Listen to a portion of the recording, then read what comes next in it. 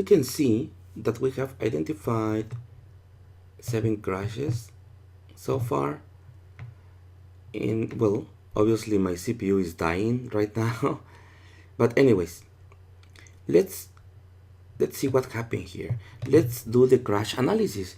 So we understood how we run the tool. Now we have some crashes. So it's time to know what causes this specific program to create a segmentation fault. Let's see what we can do. So if you remember, we have an AVFL out directory, and this directory has, among other things, the crashes directory. That's the one that we really need. In the crashes directory, we have multiple files. All those files are the input used by the fuzzer in order to generate a crash.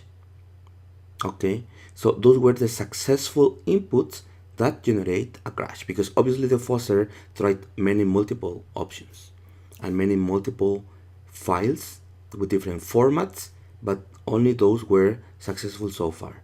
So let's do a file against the first one with ID 0, and you can see that it is an ELF binary, as expected, right? Because we were expecting read ELF to read a binary. So let's move to the root directory and let's copy this first crash, which is the ID 0, with the name crash 0, because it's a little bit long. So the first step we're gonna do here is, let's replicate the crash. Before running this in our friend GDB, first I wanna make sure that it is running properly. So let's do GDB, and then we say bin utils read elf, and then we say enter. Okay, as usual, we set a breakpoint on main. I mean, just to stop.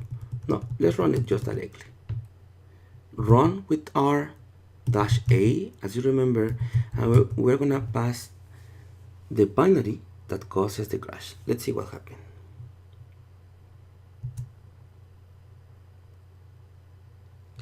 We can see at the end it says segmentation fault, right? That's very important. Sometimes when the fuzzers find crashes, for so many reasons, it's not possible to replicate them because of the memory limit being used by the fuzzer, because many factors.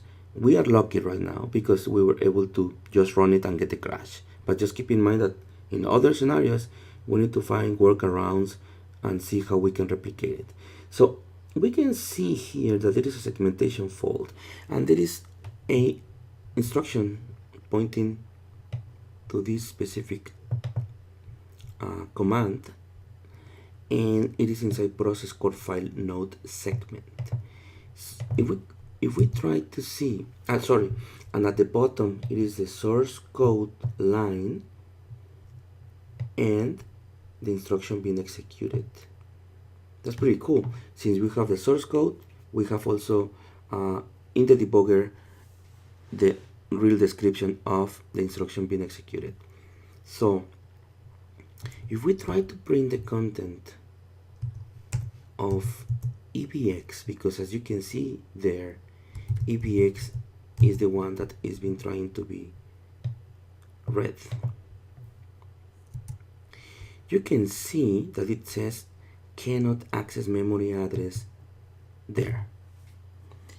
And by the way, if you see just a few instructions up below, there is a printf. Okay, so that means that ESP is the first parameter, which is the format. ESP plus 4 is the second parameter, which in this case is EAX. EAX, as you can see, is EBX plus 1, the content. And therefore, what we are seeing here is exactly this instruction. The second parameter is EAX, but the content cannot be accessed in memory, and that's causing a segmentation fault. Right away we can see that there is a problem with access violation into a specific memory. So my first question for you guys would be, is this an Stack Overflow? What do you think?